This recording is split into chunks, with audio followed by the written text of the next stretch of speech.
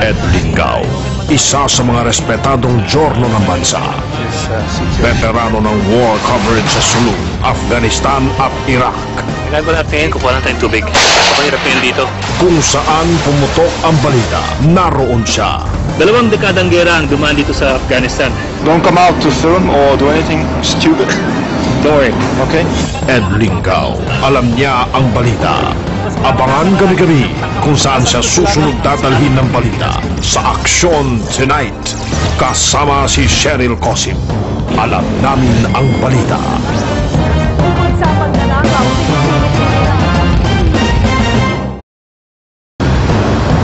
Ed Lingaw, isa sa mga respetadong jorno ng bansa. Veterano ng war coverage sa Sulu, Afghanistan at Iraq. Ginagawa natin, kukuha lang tayong tubig. Kapahirap yun dito. Kung saan pumutok ang balita, naroon siya. 2 dekadang gera ang dumaan dito sa Afghanistan. Don't come out to film or do anything stupid. Don't worry. Okay? Ed Lingaw, alam niya ang balita.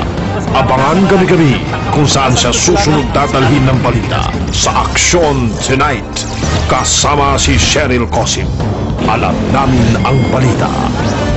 tungkol sa pagnanakaw,